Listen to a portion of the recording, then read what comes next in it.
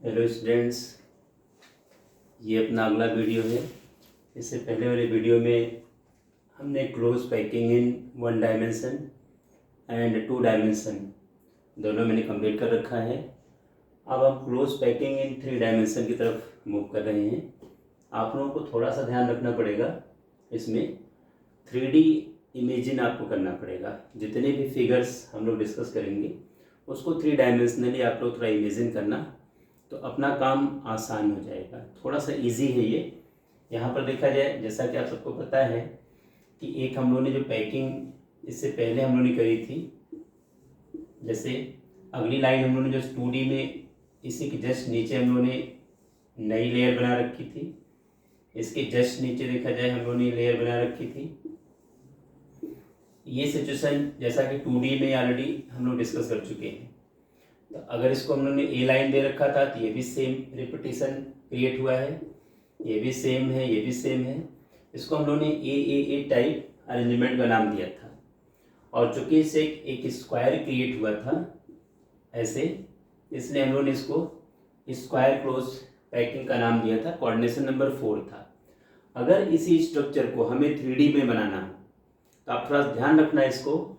अगर 3D में बनाना होगा तो जैसे ये एटम है, इस एटम के ऊपर हमें एक एटम और ला के सेट करना है।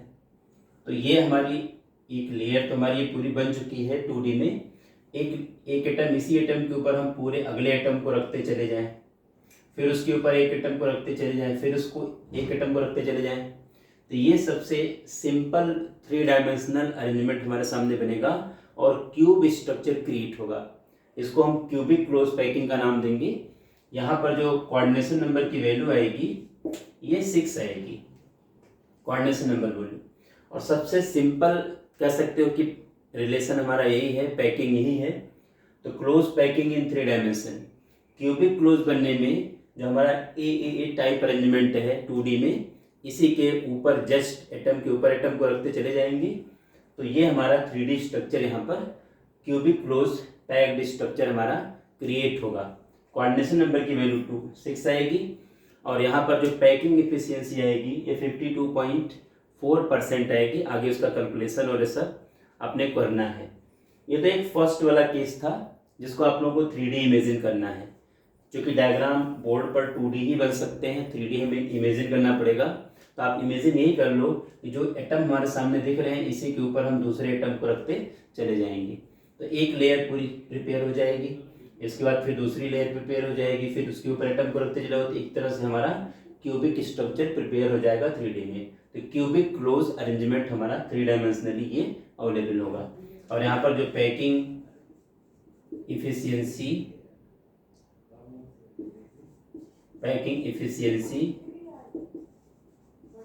की वैल्यू जो निकल करके आ जाएगी ये 52.4% आएगी।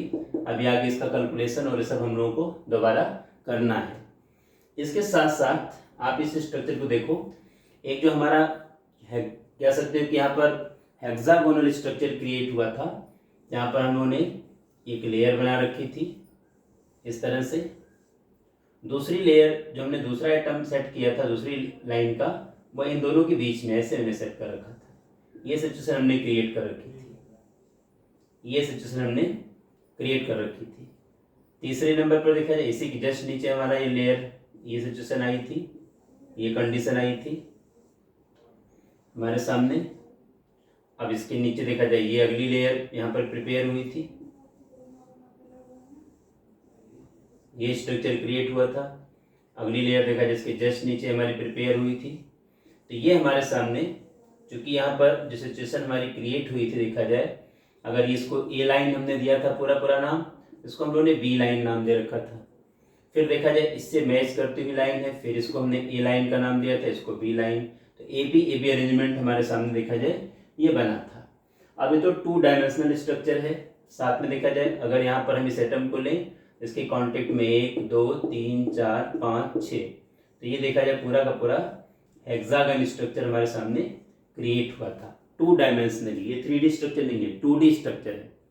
अब अगले केस में हमें क्या करना है, जब इस स्ट्रक्चर को हमें 3D बनाना है, 3 डायमेंशनल बनाना है, तो जो अगला हम एटम यहाँ पर सेट करना चाहेंगे आपको समझाने के लिए, उसको थोड़ा सा आप ध्यान रखना। अगला जो एटम हम यहाँ पर लेंगे ये जस्ट इन्हीं के साथ साथ इसके ऊपर देखा जाए। अभी ये एक लेयर तो हमारी भी बनी है, दूसरी लेयर में क्या करेंगे, इसी के ऊपर देखो हम एटम को रखते चले जाएंगे ऐसे, ये सिचुएशन हमारे सामने आएगी। ये 3 जो ब्लैक वाले एटम हैं वो नीचे वाली लेयर के हैं, उसके ऊपर वाली लेयर को देखा जाए ये एटम हम यहाँ पर ये रखते चले जा रहे हैं। अब ये देखा जाए ये अगला सिचुएशन हमारे सामने क्रिएट हो रही है। ऐसे देखा जाए हमारे सामने ये स्ट्रक्चर क्रिएट होता चला जाएगा। दूसरे नंबर पे यहाँ पर देखा जाए इस वाली जगह पर अगर हम एटम को रखते चले जाएं तो ये सिचुएशन देखो हमारे सामने क्रिएट होती चली जाएगी। थोड़ा सा आप लोग इसको अच्छी तरह समझना, मेरे कहने का मतलब सिंपली ये है।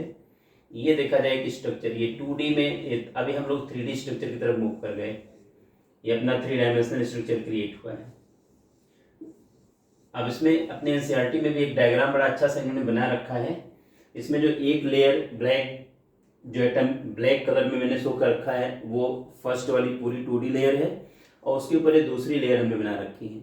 तो इसमें देखा जाए एक तो देखो ये सिचुएशन हमारे सामने ये वाली जो क्रिएट हो रही है, यहाँ पर देखो ये सिचुएशन क्रिएट हो रही है ये यहाँ पर इस वाले स्ट्रक्चर में, और इसी के जस्ट नीचे देखा जाए कहीं कहीं पर ये सिचुएशन हमारे सामने क्रिएट हो रही है, ये कंडीशन क्रिएट हो रही है। तो हमारे कहने का मतलब क्या है कि ये जो अभी तो हमने एक लेयर पूरी बनाई थी 2D में, इसके ऊपर हमने दूसरा आइटम यहाँ पर ऐसे रखते हुए हम चले गए। तो अब इसमें हमारे पास 2 तरह के वायर्ड क्रिएट हो जाएंगे। एक तो हमारा देखा जाए वायर्ड ये क्रिएट हो जाएगा स्पेशली, जहाँ पर केवल हमारे पास, इसको तो मैं आप लोग को हटा देता हूँ, ये तो बिल्कुल सिंपल स्ट्रक्चर है जो हम लोग डिस्कस कर चुके हैं। अब यहाँ पर देखा जाए हमारे सामने जो सिचुएशन क्रिएट हो रही है हम इसकी बात करेंगे। 2 टाइप के देखो यहाँ पर एलिमेंट हमारे सामने बनेंगे। एक तो देखा जाए हमारा एलिमेंट ये बन रहा है कि हमारे पास देखा जाए 1 2 और 3 फर्स्ट वाली लाइन के हैं, और दूसरे वाली लाइन के देखा जाए ये स्ट्रक्चर हमारे सामने ये बॉल आ रहा है। तो बीच में जो ये गैप क्रिएट होगा चारों एटम के बीच में, 3 नीचे वाले 1 ऊपर वाले, या 3 ऊपर वाले 1 नीचे वाले, कोई भी सिचुएशन बन सकती है। इसको हम लोग नाम देते हैं टेट्राहेड्रल।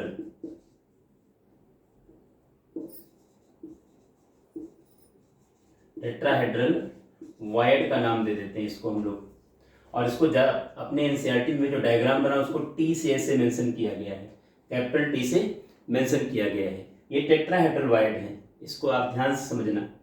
टेट्राहेड्रल वायर्ड हमारा बनेगा, 3 एटम हमारे नीचे और तीनों एटम के बीच में जो स्पेस है उसी पर हमने ऊपर वाली लेयर का एक एटम और लाके सेट कर दिया। या इसका उल्टा भी कर सकते हैं, नीचे एक एटम है और ऊपर वाले 3 एटम इसके साथ ऐसे सेट हो जाएं। इसमें इस सिचुएशन को अगर हम देखें, ये वाली जो कंडीशन क्रिएट हुई है, ये वाली जो कंडीशन क्रिएट हुई है यहाँ पर, इस कंडीशन में देखा जाए सिचुएशन जो बनी है वो सिचुएशन इस तरह से है। 3 लेयर देखा जाए हमारे नीचे वाले हैं 3 एटम, और इसके सेकेंड वाली जो लेयर मैंने बना रखी है 3D की फिगर बनाने में, तो एक तो देखा जाए एक एटम ये है, दूसरा एटम देखा जाए ये है, और तीसरा एटम ये है। मतलब पूरा का पूरा ये 6 एटम से ये वाला होल बीच में क्रिएट हुआ है। इसको हम ऑक्टाहेड्रल का नाम देंगे, ऑक्टाहेड्रल वायर्ड का नाम देंगे। 6 एटम के मिलने से बनेगा। अब इसमें देखा जाए और इसको O से मेंशन किया जाएगा। जो टेट्राहेड्रल वायर्ड है उसको T से हम मेंशन करेंगे, और जो ऑक्टाहेड्रल वायर्ड है उसको हम O से मेंशन करेंगे। तो आप लोग थोड़ा अच्छे से इसको समझना। ये 2D को जब 3D फिगर हम बनाएंगे हेक्सागोनल क्लोज पैकिंग स्ट्रक्चर को, तो उस केस में हमारे पास 2 तरह की सिचुएशन क्रिएट होंगी। पहले नंबर पर जो ब्लैक कलर वाले बॉल्स हैं वो हमने पूरा एक लेयर लिया है 2D में, इसके ऊपर देखा जाए ये दूसरे हमने यानी इस कलर से ब्लू कलर से बना रखा है, एटम को दिखा रखा है। इसके बाद एक लेयर बनी हुई है। तो अभी तो केवल फर्स्ट लेयर कंप्लीट और सेकंड लेयर दोनों की बातें हम लोगों ने यहाँ पर करी हैं। तो इसमें देखा जाए 2 तरह के हमारे पास गैप क्रिएट हो जाएंगे, टेट्राहेड्रल वायर्ड और ऑक्टाहेड्रल वायर्ड। टेट्राहेड्रल वायर्ड के बनने में केवल 4 एटम इन्वॉल्व होंगे, ये 3 और एक ऊपर से लगा रखा हुआ है। ऑक्टाहेड्रल में हमारे पास 6 एटम इन्वॉल्व होंगे। जो ब्लैक कलर वाले एटम हैं ये नीचे साइड से हैं, और ये ऊपर वाले ब्लू कलर वाले हमारे जो 3 एटम्स हैं ये ऊपर साइड से हैं। तो बीच का जो गैप क्रिएट हुआ है ये ऑक्टाहेड्रल वायर्ड है। यहाँ पर जो हमारा गैप देखा जाए पूरा उस स्पेस के अंदर जाके हमारा एटम सेट हो रहा है।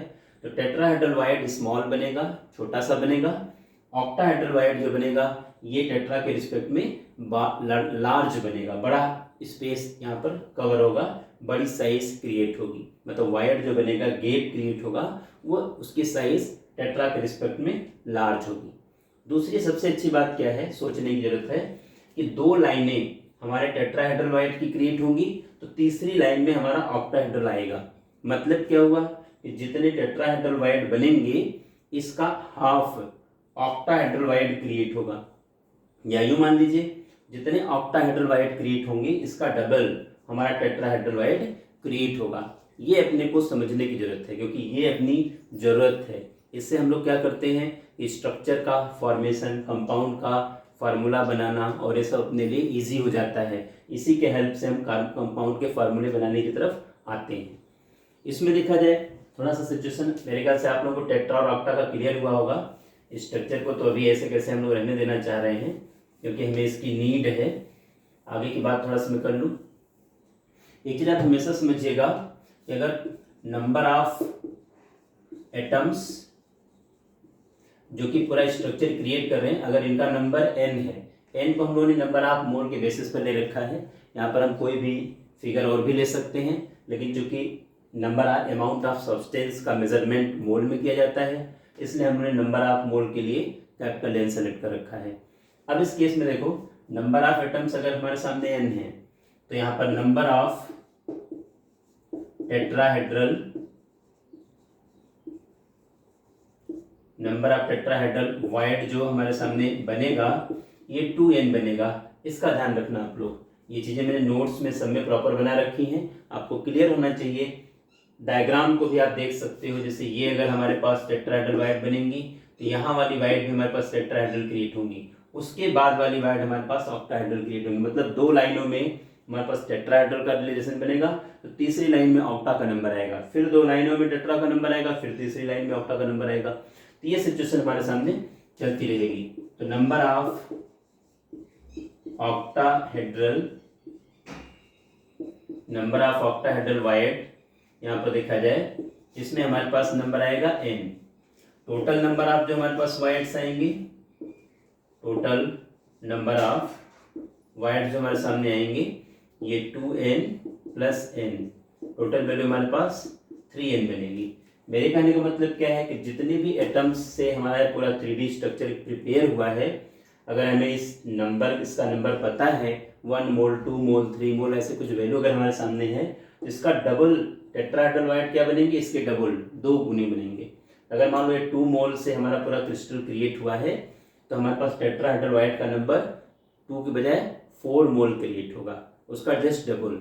और ऑक्टाहेड्रल वाइड जो क्रिएट होंगे वो सेम टेट्राहेड्रल वाइड के इक्वल बनेंगे।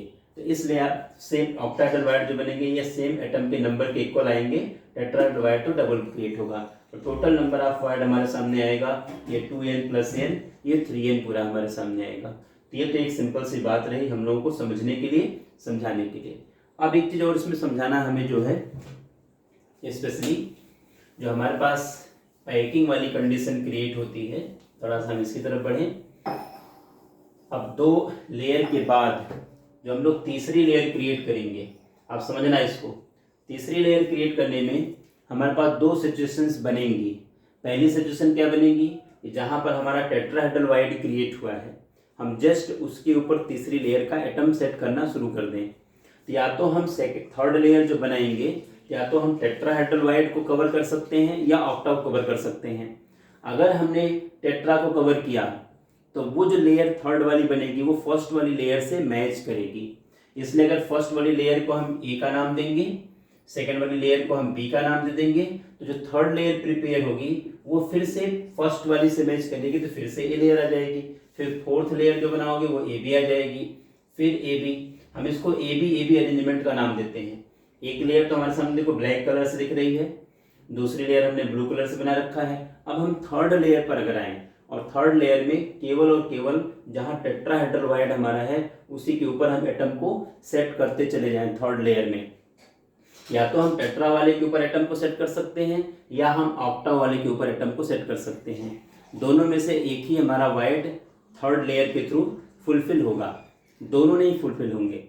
तो अगर हमने टेट्रा के ऊपर वाइट टेट्राहेड्रल वाइट के ऊपर एटम को सेट करना शुरू कर दिया तो जो थर्ड लेयर प्रिपेयर होगी वो फर्स्ट लेयर से मैच करेगी, इसलिए उसको हम ए बी अरेंजमेंट का नाम देंगे। और 3D जो स्ट्रक्चर हमारे सामने बनेगा वो FCC arrangement, face centred cubic close arrangement prepare होगा।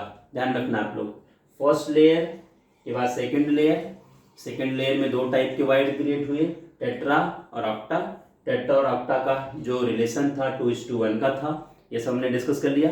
साथ में आपको ध्यान रखना है, अगर हमने थर्ड लेयर बनाते समय टेट्रा के ऊपर हमने एटम को सेट करना शुरू कर दिया, क्योंकि जो टेट्राहेड्रल है उसी के ऊपर हम एटम को सेट करना चले, थर्ड लेयर जो हमने बनाया है, तो उस केस में जो थर्ड लेयर बनेगी वो फर्स्ट वाले से पूरी तरह से मैच करेगी।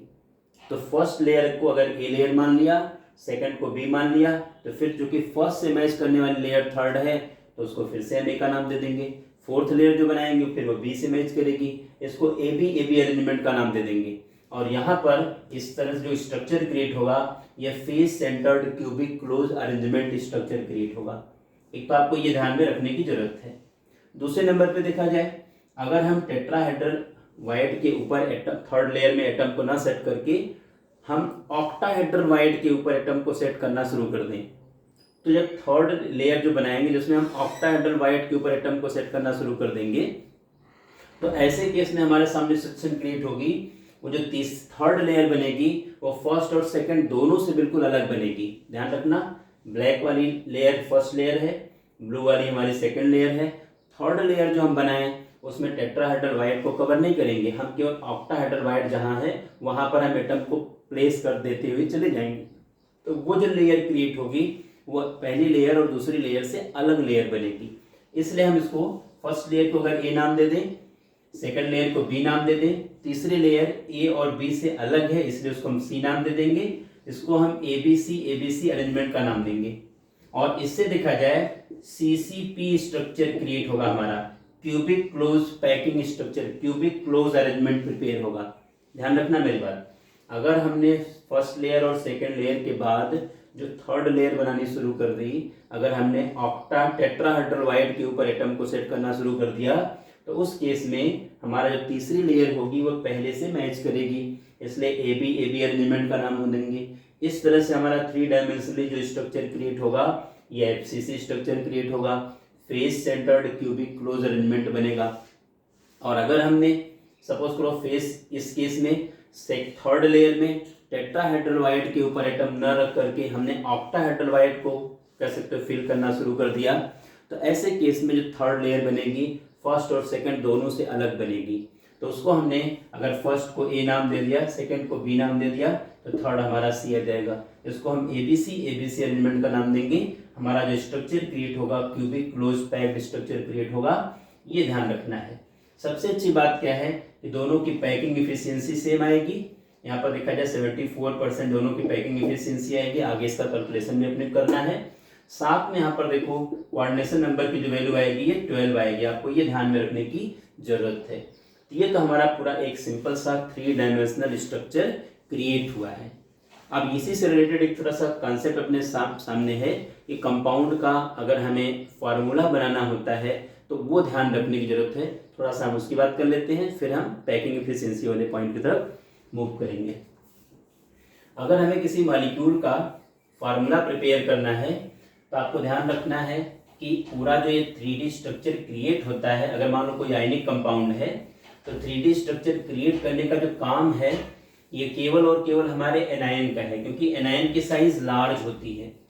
और कैटायन क्या करते हैं कि जो टेट्राहेड्रल या ऑक्टाहेड्रल वाइड क्रिएट हुआ है उसी स्पेस उसी प्लेस में जाकर के ये अपने आप को सेट करते हैं। तो अगर मान लिया जाए कि हमें किसी कंपाउंड का फार्मूला बनाना है कि इस कंपाउंड का फार्मूला क्या होगा, तो जैसे मान लिया जाए कि अगर किसी मॉलिक्यूल कोई भी स्ट्रक्चर जो हमारे पास एनायन का नंबर है, अगर मान लीजिए उनका नंबर n है, तो हमारे पास जो टेट्राहेड्रल वाइड क्रिएट होंगे ये कितने क्रिएट होंगे, 2n क्रिएट होंगे। ध्यान रखना, अगर हमारा पूरा एनायन ने पूरा 3D स्ट्रक्चर क्रिएट कर दिया, मॉलिक्यूल का पूरा अरेंजमेंट बना दिया, तो अगर कैटायन छोटी साइज का है तो टेट्राहेड्रल वाइड में जाकर के वो सेट होगा, ऑक्टाहेड्रल वाइड पूरा का पूरा खाली रहेगा। अगर हमारा कैटायन लार्ज साइज का है तो ऑक्टाहेड्रल वाइड में जाकर के अपनी पोजीशन ऑप्ट कर लेगा और टेट्राहेड्रल वाइड वैकेंट रहेगा। साथ में ये भी कोई जरूरी नहीं है कि पूरा 100% टेट्राहेड्रल वाइड कंप्लीटली फिल हो या 100% ऑक्टाहेड्रल वाइड कंप्लीटली फिल हो। ये डिपेंड करेगा कि स्टोइकोमेट्रिक रिलेशन क्या है कैटायन और एनायन का, उसके बेसिस पर अकोमोडेशन होगा। हो सकता है टेट्राहेड्रल वाइड हाफ फिल हो, 2/3 फिल हो, 3/4 फिल हो, 100% फिल हो, या ऑक्टाहेड्रल वाइड में भी हो सकता है पूरा ऑक्टाहेड्रल वाइड फिल हो, हाफ फिल हो, कोई सिचुएशन बन सकती है। ये डिपेंड करेगा स्टोइकोमेट्रिक रिलेशन क्या है। तो इसमें देखो न्यूमेरिकल जो दिए जाते हैं बड़े सिंपल से न्यूमेरिकल आते हैं। अगर आप लोगों के एग्जाम में क्वेश्चन भी आएगा तो 1 मार्क्स में ही आएगा ये क्वेश्चन, इससे ज़्यादा का नंबर ही नहीं आएगा। अब इसमें क्वेश्चन क्या देंगे, सपोज करो मैंने कोई क्वेश्चन बना दिया आपके सामने कि जितने हमारे पास एटम हैं 50% टेट्राहेड्रल वाइड के थ्रू हमारे 50% टेट्राहेड्रल वाइड हमारा कवर है। अब 50% अगर कहा गया टेट्राहेड्रल वाइड कवर है तो आपके दिमाग में तुरंत आ जाना चाहिए कि हमारे कैटायन की साइज स्मॉल है, क्योंकि स्मॉल साइज वाला कैटायन टेट्राहेड्रल वाइड को कवर करेगा और लार्ज साइज का कैटायन ऑक्टाहेड्रल वाइड को कवर करेगा, ये ध्यान रखना। और साथ में कहा जा रहा है 50%। अभी इनमें देखा जाए 1:2 का रिलेशन है। अगर 100% सेट होता तो 1:2 के रेशियो में रहता, लेकिन अब क्या कहा जा रहा है देखा जाए कि 50% देखा जाए 50% का मतलब क्या, इसका हाफ, 100% का हाफ ये टेट्राहेड्रल वाइड हमारा कवर हुआ है। तो आपको देखने से लग रहा है कि रेशियो क्या बनेगा, 1:1 का रेशियो बनेगा। अगर मान लीजिए कि हम यानी कैटायन को x मान के चलें, एनायन को y मान के चलें, स्पेशली अगर देख लीजिए तो ये देखा जाए यहाँ पर हमारा ये तो नंबर ऑफ एटम्स हैं जो कि एनायन के थ्रू कंप्लीट होगा पूरा 3D स्ट्रक्चर। टेट्राहेड्रल वाइड में हमारा कैटायन जाकर के सेट होगा तो 1:1 का रिलेशन बन रहा है, तो हमारे कंपाउंड का फॉर्मूला क्या बनेगा, XY बन जाएगा। अगर किसी कंपाउंड में ये कहा गया है कि एनायन ने पूरा का पूरा 3D space 3D packing create कर रखी है, उनका नंबर दे दिया गया आपको, या नंबर नहीं दे दिया, परसेंटेज दे दिया गया, या कुछ भी दे दिया गया, और 50% टेट्राहेड्रल वाइड हमारे कवर हुए हैं, तो अब देखा जाए अगर 100% कवर होते तो 1 और 2 का रिलेशन बनता इस वाले केस में, लेकिन अगर 50% कवर हुए हैं तो 100% 2 का हाफ, 2 का आधा, यहाँ पर 1 का रिलेशन बनेगा, जितने x उतने y, तो XY इसका फॉर्मूला क्रिएट हो जाएगा। अगर आपको कहीं पर ये कुछ सजेशन दे दिया जाए, कोई भी कंपाउंड है ऐसे बना दिया जाए, टेट्रा के बजाय ऑक्टाहेड्रल वाइड कवर हो रहा है, और अगर ये कहा जाए कि 50% ऑक्टाहेड्रल कवर हुआ है, अगर मान लीजिए कि अगर हम x ले लेते हैं और y ले लेते हैं, ये सपोज करो कैटायन है और ये एनायन है, एनायन ने पूरा स्पेस बना दिया, अगर इनका नंबर n है तो ऑक्टाहेड्रल वाइड कितने टोटल क्रिएट होंगे, उतने ही क्रिएट होंगे, तो n के इक्वल हमने मान लिया 1:1 का रिलेशन है, देखिए 1:1 का रिलेशन है। अगर ये कहा जा रहा है कि 50% हमारा ऑक्टाहेड्रल वाइड कवर हुआ है, तो 50% का मतलब क्या है कि 1 का 50% 1:1। अब आपके सामने दिख रहा है कि एलसीएम अगर आप निकालोगे तो 1:2 का रिलेशन हमारा बन जाएगा। अब हमारे सामने फार्मूला क्या बनेगा, XY2, ये इसका फार्मूला बन जाएगा। अगर न्यूमेरिकल में ये दिया गया है कि अगर ये कैटायन हमने ले लिया, ये एनायन ले लिया, एनायन ने पूरा 3D स्ट्रक्चर क्रिएट किया है, अगर ये क्वेश्चन में आ जाए कि 50% ऑक्टाहेड्रल वाइड कैटायन के थ्रू कवर हुआ है, तो आप इस तरह से इसका फार्मूला बना करके रिलेशन निकाल करके आपका फार्मूला यहाँ प्रिपेयर हो जाएगा। आपको ये चीज़ ध्यान में रखनी पड़ेगी कि क्या रिलेशन है स्पेशली कैटायन और एनायन का, आपको ये ध्यान रखना पड़ेगा, तब जा करके अपना ये स्ट्रक्चर क्रिएट हो पाएगा।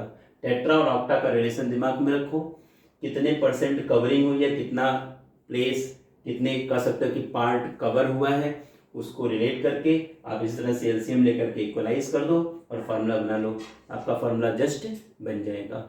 ये तो एक सिंपल सी कंडीशन है जो कि कंपाउंड के फार्मूला बनाने के लिए हम लोग इस छोटे से टॉपिक को ले सकते हैं। कभी कभी इस पर क्वेश्चंस बन सकते हैं, वैसे अभी ज़्यादा 2-3-4 सालों से कोई क्वेश्चन आया नहीं है, फिर भी आप लोग इसको थोड़ा सा ध्यान रख लेना, क्योंकि सिलेबस का पार्ट है इसलिए क्वेश्चंस बनाए जा सकते हैं। अब इसके आगे देखा जाए हम पैकिंग इफिशियंसी की तरफ मूव करेंगे, आप थोड़ा ध्यान से आप देखना। पैकिंग इफिशियंसी, इसको देखो, पैकिंग इफिशियंसी बड़ा अच्छा टॉपिक है।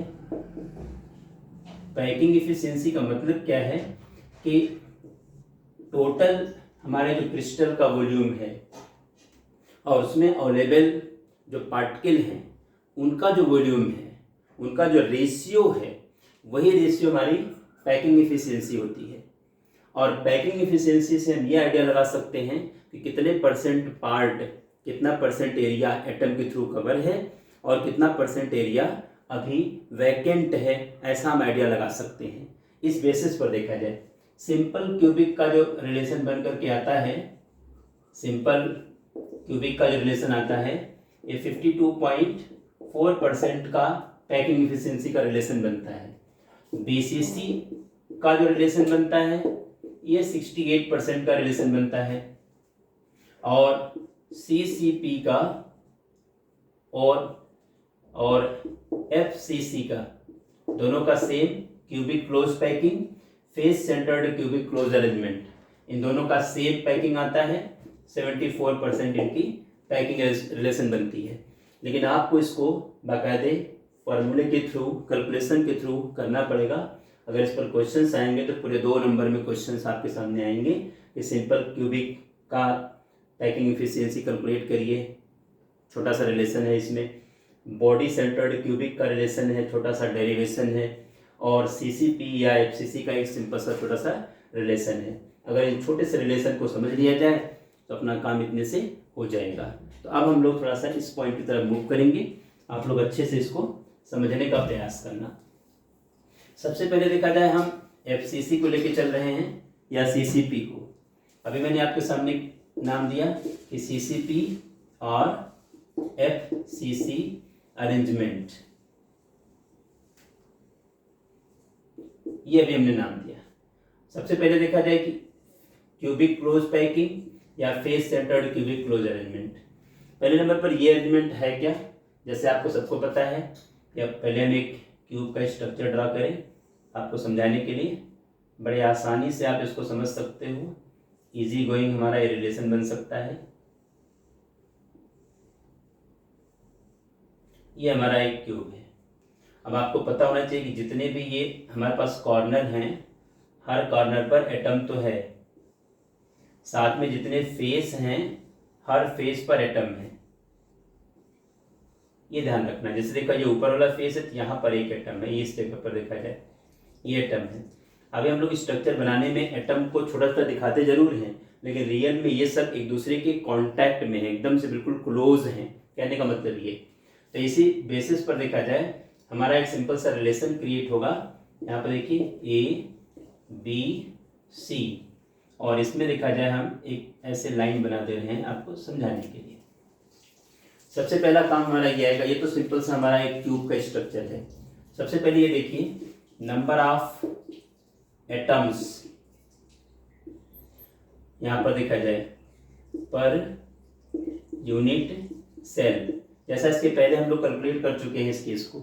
हमारे पास 8 कॉर्नर एटम है और 1/8 कंट्रीब्यूशन एक एटम दे रहा है अपने को, प्लस 6 फेस हैं, हर फेस पर एटम है तो 6 का हमारे पास फेस है, और ये फेस वाला एटम हाफ कंट्रीब्यूशन अपने इसको दे रहा है। तो देखा जाए ये वैल्यू तो 1 आ जाएगी और ये वैल्यू 3 आ जाएगी। तो टोटल हमारे पास यहाँ पर देखा जाए 4 एटम्स का रिलेशन बनेगा। मतलब पूरे इस यूनिट सेल के बनने में हमारे पास 4 एटम आएंगे, 4 एटम के थ्रू हम पूरा इस यूनिट सेल को बना रहे हैं। ये आपको ध्यान में रखने की जरूरत है। अब एक चीज देखिए, यहाँ पर हमारे पास ये पूरा जो क्यूब बना हुआ है इसमें देखो एक राइट एंगल्ड आपको एबीसी दिख रहा है। देखो इन दूसरे नंबर पे एक चीज और समझिएगा कि हमारे पास ये जो एज लेंथ है जो कि क्यूब है, ये पूरी की पूरी वैल्यू देखा जाए ए के इक्वल है। इसको हम लोग ए मान के चलेंगे, क्योंकि हम लोग हमेशा A B C alpha beta gamma, जैसे आपको पता है कि 3 लेंथ, अब चूंकि हमने इसको क्यूब मान रखा है तो तीनों लेंथ सेम है, जितनी भी लेंथ है सब ए के इक्वल है, हमने ए मान लिया है। यहाँ पर देखा जाए in right angled triangle, right angle triangle, देखिए ए बी सी जो हमारे सामने देखा जाए ए बी सी, ये पूरा का पूरा जो राइट एंगल क्रिएट हुआ है हमारे सामने। यहाँ पर देखो देखने से ही लग रहा है कि A C square is equal to हमारे सामने क्या बन जाएगा, A B square plus B C square. अब अपने को चाहिए देखो A C square is equal to A B square, इसको आपने ए मान लिया है, तो ए का स्क्वायर प्लस ए का स्क्वायर, तो हमारे सामने 2a का स्क्वायर बन जाएगा। यहाँ पर ध्यान रखना, तो AC इज इक्वल टू, इसमें देखो यहाँ पर √2 इंटू ए, ये हमारे पास ये रिलेशन बन जाएगा। AC is equal to √2 into A. साथ में जरा AC के रिलेशन को देखा जाए, AC है क्या चीज़। अब जैसे देखो यहाँ पर A से C तक की डिस्टेंस ये है, आपको पता है कि एक एटम देखो ये बीच में है, एक एटम देखो यहाँ पर है, इस वाले जगह पर है, एक एटम देखो इस जगह पर है, ये A और ये C। इस तीनों एटम को देखा जाए, अब यहाँ से देखो इसके सेंटर से ये स्टार्ट हुआ है इसके सेंटर तक, तो देखो इसका रेडियस काउंट हो जाएगा। यहाँ पर देखा जाए इसका ये वाला पार्ट रेडियस और ये रेडियस और ये रेडियस, मतलब आपको क्या दिख रहा है कि AC is equal to 4R। देखो 1 2 3 4, AC is equal to 4R, तो हम AC के प्लेस पर 4R ले सकते हैं। तो अगर यहाँ पर देखा जाए, अब इस वाले केस में देखो AC is equal to 4R हमारे सामने आ रहा है, तो AC के प्लेस पर हमने देखो 4R ले लिया, 4R is equal to √2 into A. तो अब यहाँ पर देखा जाए A इज इक्वल टू क्या हमारे सामने आ जाएगा, 4R √2, ये हमारा रिलेशन बन जाएगा। तो आप लोग थोड़ा सा इस केस को ध्यान में रखना, अच्छे से समझना, क्योंकि हमें इसकी भी जरूरत कभी कभी पड़ती है। कभी कभी क्या होगा कि FCC अरेंजमेंट है या CCP अरेंजमेंट है, ए की वैल्यू दे दिया जाएगी, आर की वैल्यू पूछ ली जाएगी, ये न्यूमेरिकल में जोड़ देंगे, या अलग से भी छोटे से न्यूमेरिकल बना सकते हैं, या आर की वैल्यू दे सकते हैं, ए का रिलेशन पूछ सकते हैं। AC is equal to 4R, तो आपने AC के प्लेस पर देखो 4R रख दिया, तो √2 इंटू ए, ये रेडियस है एटम का और ये एज लेंथ है, मतलब देखा जाए ये डिस्टेंस है जो क्यूब का हमारे सामने एज लेंथ है, ये ध्यान में रखना है। आपको इस केस को समझने की जरूरत है। अब यहाँ पर देखो हमारे पास पैकिंग इफिशियंसी क्या होती है, समझना इसको। Packing efficiency